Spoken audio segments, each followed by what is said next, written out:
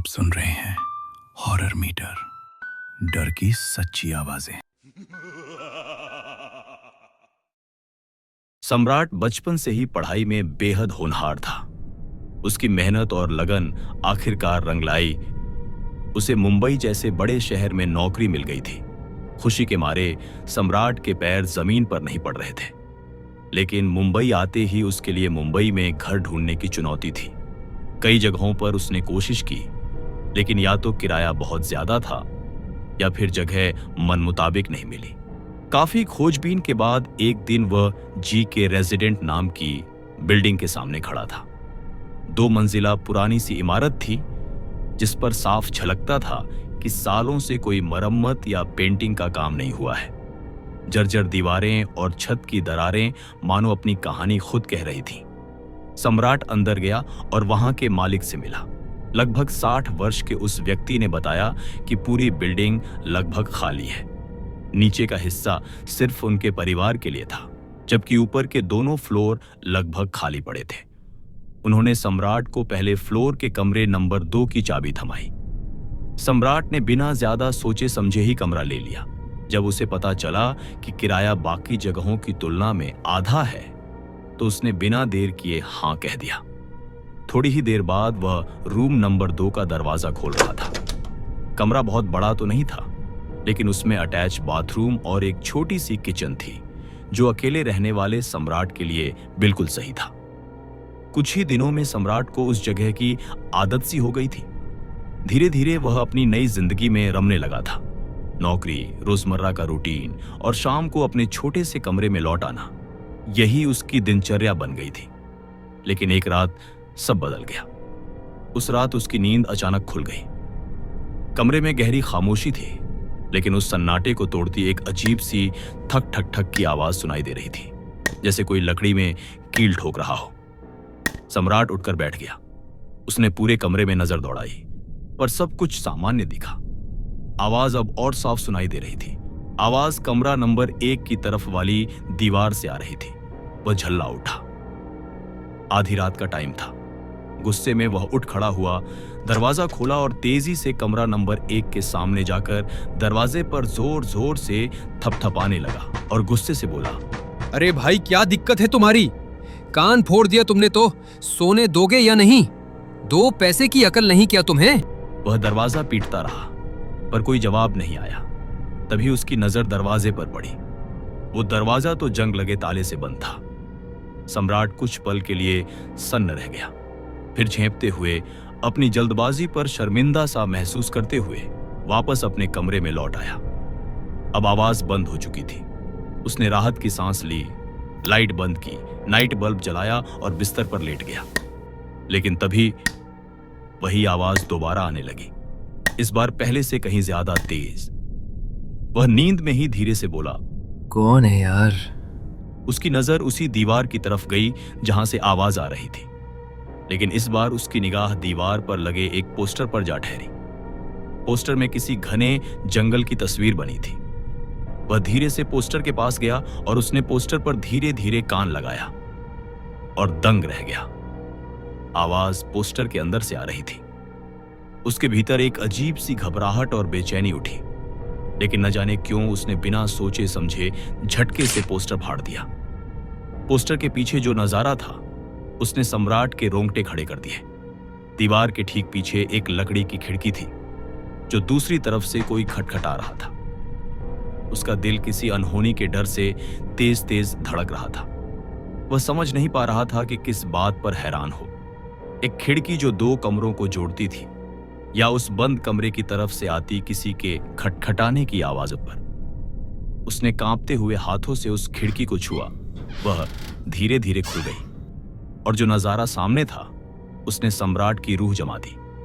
जिस कमरे में थोड़ी देर पहले ताला लगा था, अब उस कमरे में एक औरत, आदमी और 3-4 साल की छोटी सी बच्ची बैठी थी। तीनों आपस में हंसते हंसते बातें कर रहे थे। शायद उन्हें यह एहसास भी नहीं हुआ कि सम्राट उन्हें देख रहा है। सम्राट कुछ समझ पाता उससे पहले ही वह औरत हंसते हुए बोली, अच्छा सुनो, इस बार ना सिक्किम चलेंगे घूमने।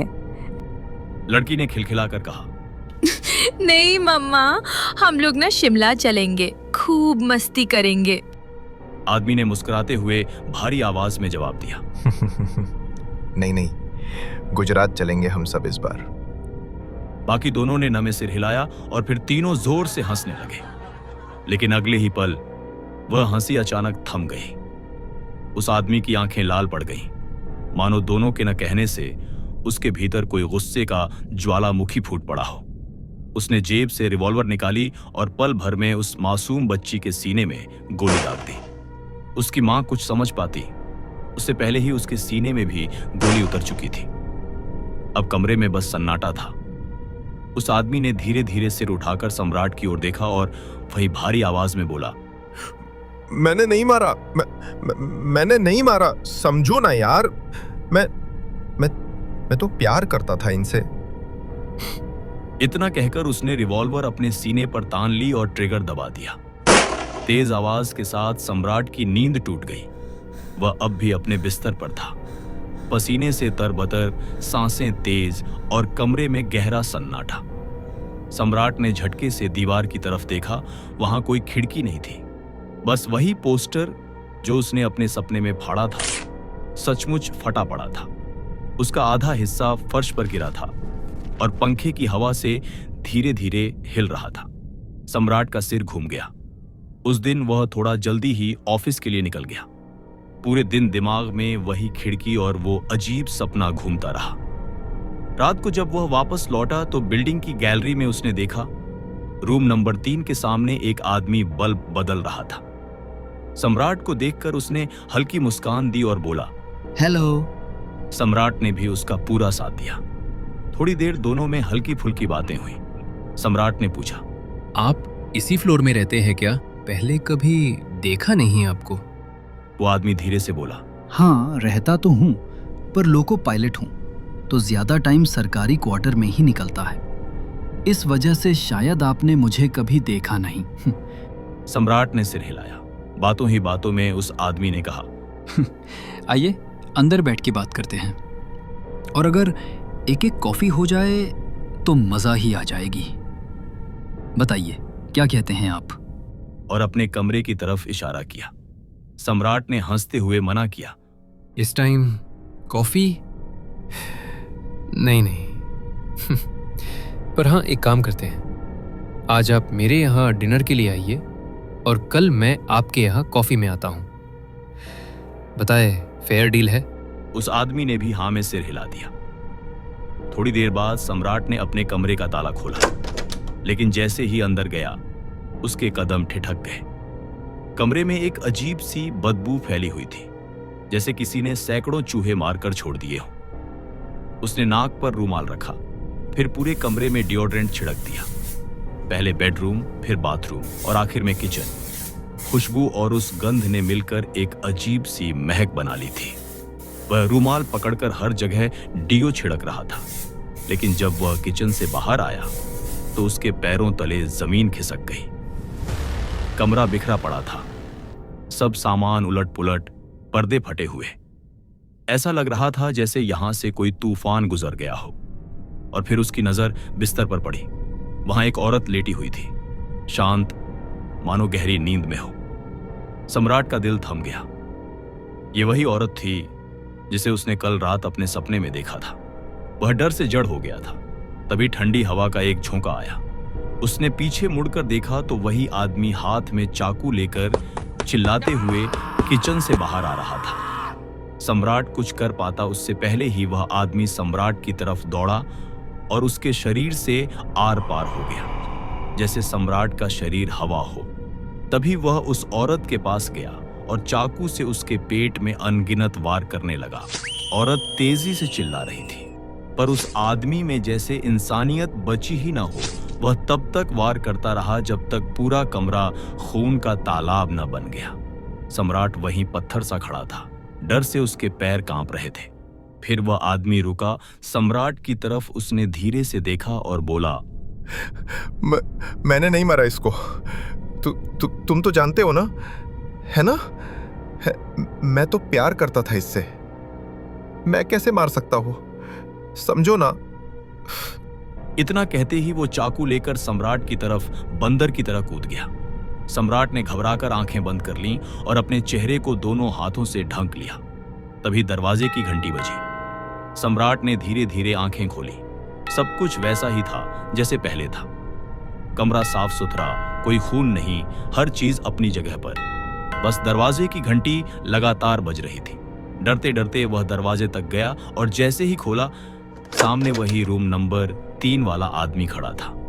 वो मुस्कुराया और बोला, अरे भाई, खाना नहीं खिलाना था तो कोई बात नहीं। अरे पर गेट तो खोलो, कब से बेल बजा रहा हूं। सम्राट कोशिश कर रहा था कि अपने चेहरे से डर छिपा ले, लेकिन उसके अंदर एक तूफान सा चल रहा था। थोड़ी देर बाद दोनों खाने की टेबल पर बैठे हुए थे। सम्राट अपने डर को छिपाने की पूरी कोशिश कर रहा था, लेकिन उस आदमी ने उसके चेहरे से ही सब पढ़ लिया। वह बोला, कुछ परेशान दिख रहे हो, सब ठीक तो है ना? सम्राट तो जैसे बस इसी का इंतजार कर रहा था। उसने एक पल भी बर्बाद नहीं किया और अब तक उसके साथ जो कुछ भी हुआ था, पोस्टर, आवाजें, खिड़की, वो सपना, सब कुछ बता दिया। उसकी बातें सुनकर वह आदमी जोर से हंस पड़ा। तुम भी आ गए ना यहाँ की कहानियों में। तभी तो तुम्हें ये सब भ्रम हो रहे। सम्राट ने उलझकर पूछा, कहानियां? कैसी कहानियां? और तब वह आदमी गंभीर होते हुए बोला, कुछ साल पहले कमरा नंबर 1 में यहाँ एक पति पत्नी रहने आए थे। उनके कोई बच्चे नहीं थे, लेकिन यहाँ आने के बाद मानो उनकी किस्मत चमक गई। कुछ ही वर्षों में भगवान ने उन्हें एक छोटी सी प्यारी सी बच्ची दे दी। दोनों बहुत खुश थे। लेकिन एक रात पति ऑफिस से जल्दी घर आ गया और उसने अपनी पत्नी को उसके आशिक के साथ पकड़ लिया।